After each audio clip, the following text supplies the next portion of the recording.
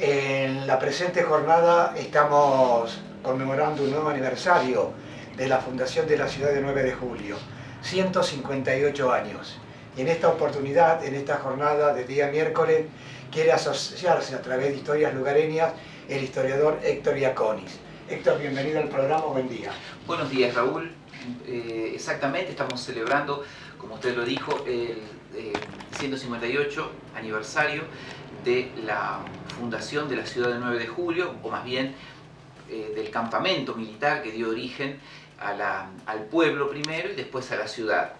Y una fecha sin duda muy cara a los sentimientos de la comunidad, y hay que tener en cuenta, porque muchas veces se habla de la fundación del pueblo, en realidad es la fundación de la comandancia militar. El pueblo se va a fundar, se va a crear por decreto del gobierno de la provincia de Buenos Aires unos meses después, en febrero de 1864.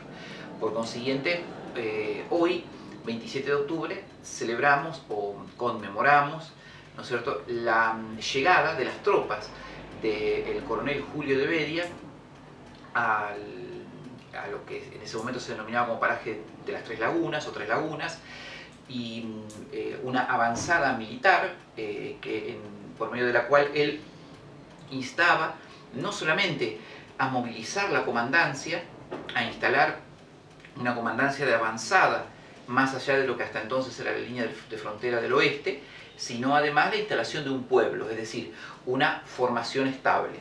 La fundación, como todo el mundo sabe, fue en torno a la que se denominaba durante parte del siglo XIX y comienzos del XX, Laguna de Malcorra. Es decir, se supone era la más grande de las tres lagunas. Para que los contemporáneos nuestros contemporáneos se puedan ubicar, estamos hablando de la laguna que se encontraba ubicada donde hoy está el Parque General San Martín. Por eso que nosotros al sector que comprenden el parque, la Plaza España, el Colegio Marianista San Agustín, el Observatorio Meteorológico y las manzanas, ¿no es cierto?, que se ubican en torno a ese lugar, lo denominamos barrio fundacional, porque es el lugar donde Julio de Bedia estableció la comandancia militar, por la cercanía, lógicamente, por la laguna. Y tengamos en cuenta que Julio de Bedia moviliza, él el día 26 de octubre le envió al ministro de Guerra de la Nación, que en ese momento era el general Juan Andrés Geli y Oves, un parte en el cual le informa que están movilizando las fuerzas de Bragado y de 25 de mayo para Tres Lagunas, con la idea de establecer ahí, tal como se lo habían aprobado, la nueva comandancia militar. El 27 de octubre, él, digamos, llega al lugar.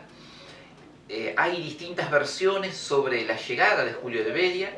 Sabemos que, bueno, llegó él y conjuntamente con él llegan las fuerzas de 25 de mayo, que estaban, en este caso, comandadas, o digamos, su jefe era el capitán Alejandro de la Plaza, cuya familia todavía reside en 9 de julio, ¿no? Es un hecho muy importante. En 9 de julio todavía residen descendientes de los fundadores de la comunidad, ¿sí? Algunos cuyos nombres son por ahí menos conocidos, pero por ejemplo hay descendientes de quienes fueron los primeros comerciantes que se instalaron poquitos días después de establecerse, o a los meses posteriores de establecerse Julio de Bedia con el campamento.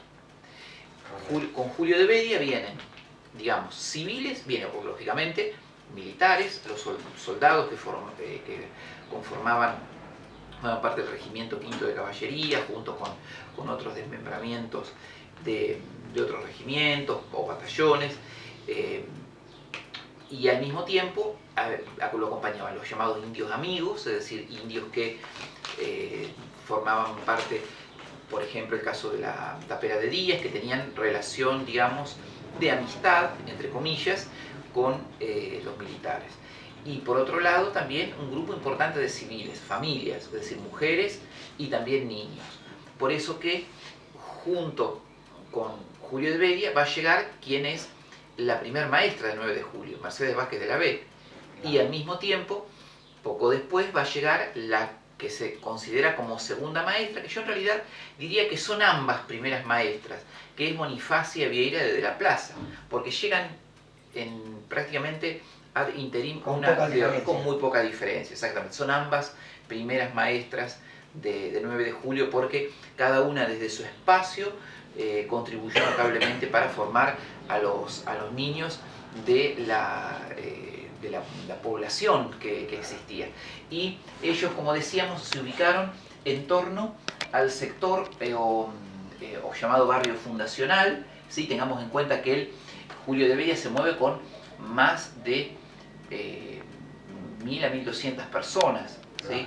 Entre los que quedaron afortunadamente registrados en los documentos que se conservan en el archivo del ejército y otros que probablemente no fueron registrados.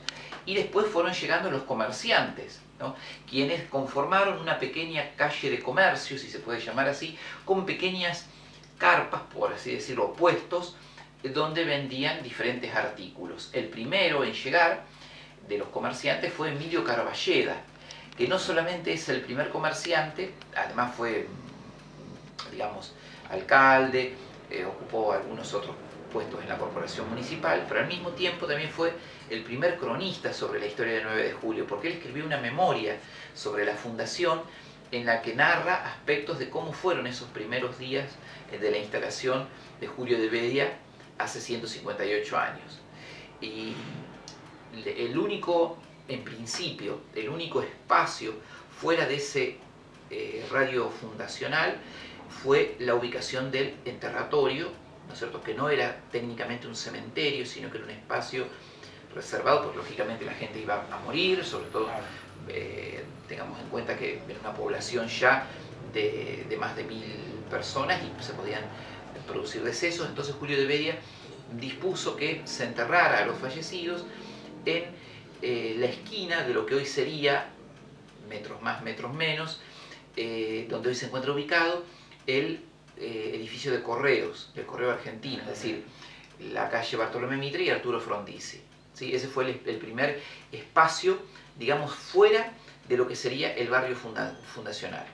Cuando se va a disponer el centro geográfico del pueblo, es decir, en febrero de 1864, se va a autorizar, en primer lugar, se va a fundar el pueblo y se va a autorizar su delineamiento, su mensura, amojonamiento, y para eso el gobierno va a encargar al agrimensor Miguel Baschetti, quien va a delinear toda la traza urbana del pueblo, y precisamente va a haber una pequeña trampita ahí. El primer comerciante, ¿no es cierto?, el señor Carballeda, escucha a dónde va a estar ubicado el centro, y él fue el primero que se instala fuera. Tengamos en cuenta que estamos hablando del barrio fundacional, ¿no? Él fue el primero que se escapó, lo que hoy serían unos 500 metros, más o menos 600, ¿sí?, las cuadras que separan el parque de la plaza, y se instaló en una parte de la plaza, más concretamente frente a donde hoy se encuentra el colegio marianista, perdón, el colegio Jesús Sacramentado. Él se instala ahí con su comercio, ¿no? Cosa que le dio un pequeño problema al agrimensor Baschetti al momento de delinear, ¿no? Pero eso es un tema extenso que lo vamos a comentar en un próximo programa. La fundación, hay un libro muy interesante sobre la biografía de Julio de Bedia, que lo escribió el padre Menrado Ux. Fue publicado en el año 2006, es un trabajo de investigación muy interesante sobre la vida de Julio de Bedia. Tengamos en cuenta que no hay biografías completas, salvo la que escribió primero el capitán Jacinto Chavén. Después no hay grandes biografías sobre Julio de Bedia. La más completa es la que publica en 2006 el padre Menrado Ux. Y ahí, en uno de los capítulos en que el padre se refiere a la fundación del 9 de julio, él imagina cómo debió ser esa llegada, ¿no es cierto? Es decir, cómo fue el poner pie en tierra en ese momento, ¿no es cierto?, en el cual teníamos un espacio completamente, muchas veces se dice, no era un desierto. Bueno, no estaba poblado. No estaba, claro. Es decir, si bien circulaban, por supuesto, malones de aborígenes, estaban cerca los aborígenes de la Tapera de Díaz y demás, pero no estaba poblado, es decir, ponían pie en tierra en un contexto completamente adverso, con los medios de comunicación que no era más que el correo, el correo militar, ¿no es cierto? El mensajero que transmitía los mensajes, y que muchas veces los mensajes ni siquiera llegaban porque morían en el trayecto. Claro.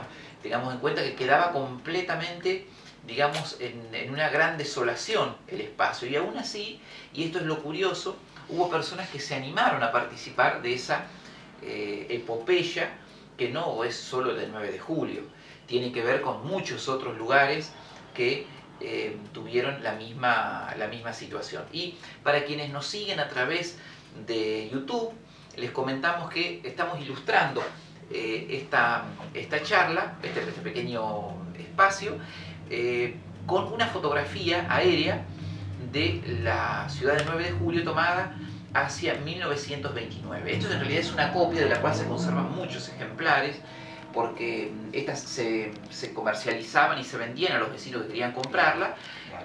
Sobre todo la compraban mucho los arquitectos, bueno, no había arquitectos en ese momento, 9 de julio, algunos ingenieros, algunas personas vinculadas con el ámbito de la construcción y algunos curiosos, ¿no? Claro. Así que ahí se multiplicó, y ahí incluso se conservan ejemplares que son muy interesantes, en los cuales la vista aérea abarca, digamos, más cercanas los cuadros de las manzanas, y se pueden apreciar mejor las viviendas. No obstante, acá podemos ver en esta imagen la dimensión que tenía originalmente la llamada laguna de Malcorra, ¿no es cierto?, que luego fue saneada para poder dar ubicación ahí o emplazamiento a nuestro parque, General San Martín.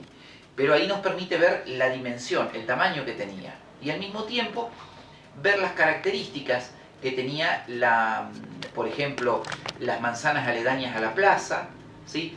El antiguo molino, que fue el de la calle Mendoza, que fue un molino histórico, porque bueno, estaba emplazado no solamente por los años que duró en la historia del 9 de julio, sino también porque estaba emplazado en el centro, y además por el famoso sonido, para los más cercanos en el tiempo, de la sirena, la legendaria sirena del molino, y fue famoso también por el acueducto que tenía, que se prolongaba desde la calle Mendoza, por lo que hoy es Avenida San Martín, hasta la entrada del parque, precisamente donde estaba la laguna, para dragar las máquinas. Bueno, hemos recorrido, Raúl, adhiriendo al nuevo aniversario de la Fundación 9 de Julio, algunos aspectos de nuestra historia. Que marcaron el comienzo de lo que luego fue ciudad, en definitiva. De lo que luego fue ciudad. Tengamos en cuenta que el 9 de julio fue declarada ciudad recién a comienzos del siglo XX. Claro. Pero ya habiendo tenido un desarrollo muy importante, pero sin ese paso inicial tal vez no hubiera sido posible, o tal vez sí, tal vez otro hubiera sido el soldado o el militar, que no habría sido Julio de Bedia, que hubiera realizado la avanzada. Héctor, un gusto haber compartido en el día del aniversario de la ciudad este momento histórico. Muchas gracias, Raúl, como siempre.